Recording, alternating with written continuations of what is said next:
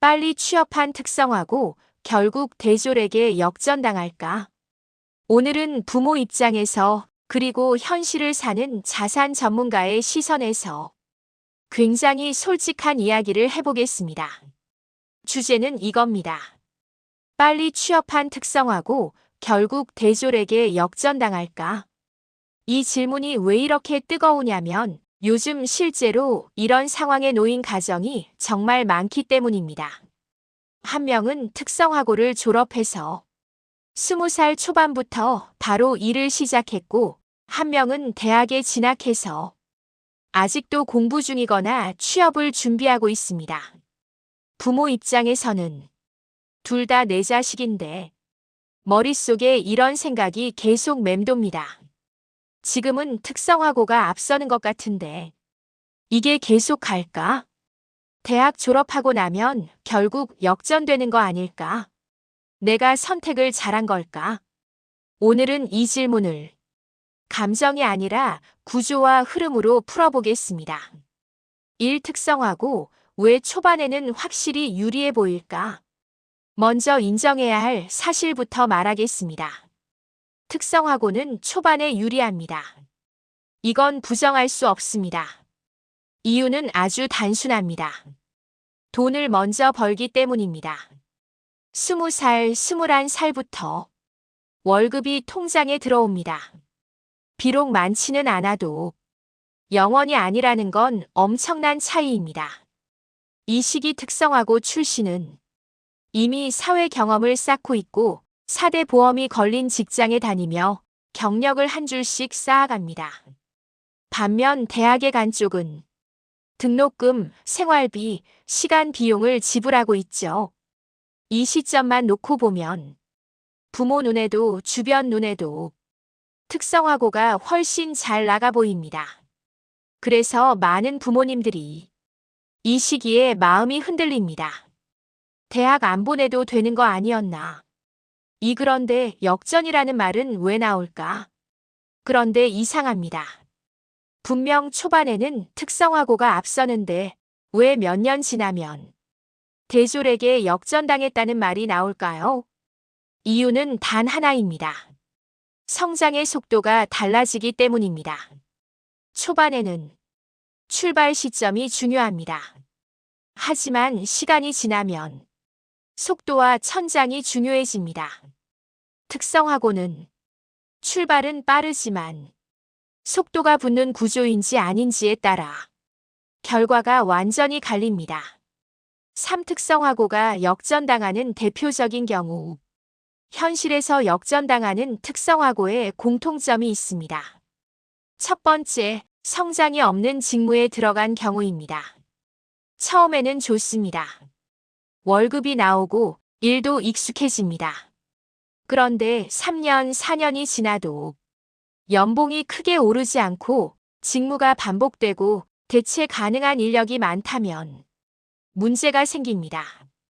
이때 대졸이 이직이나 직무 전환으로 연봉과 위치를 올리기 시작하면 그게 바로 사람들이 말하는 역전입니다.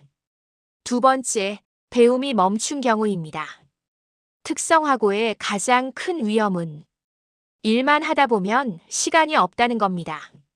자격증도 공부도 다음 단계를 위한 준비도 없이 시간만 흐르면 어느 순간 스스로를 묻게 됩니다.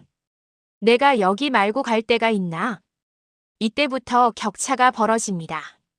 4. 그럼 대졸은 무조건 유리할까? 여기서 또 하나의 착각이 있습니다. 대졸이 항상 이기는 건 아닙니다.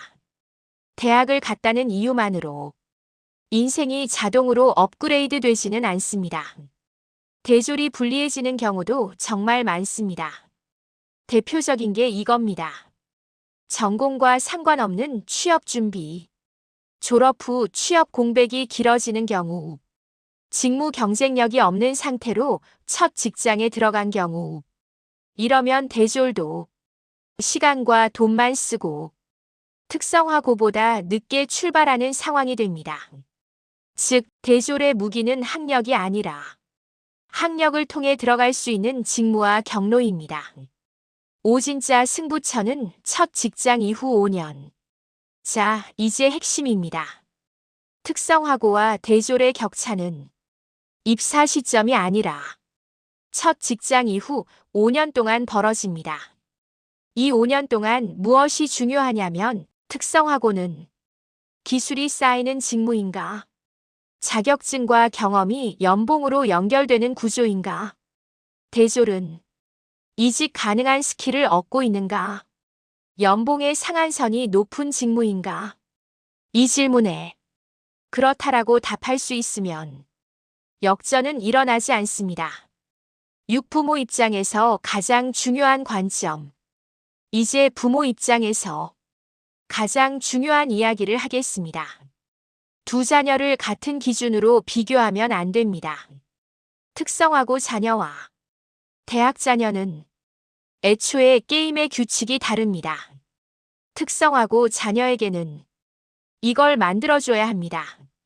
기술이 쌓이는 자리, 경력을 돈으로 바꿀 수 있는 구조, 필요하면 나중에 학력을 붙일 수 있는 여지, 초반에 종잣돈을 만들 수 있는 환경.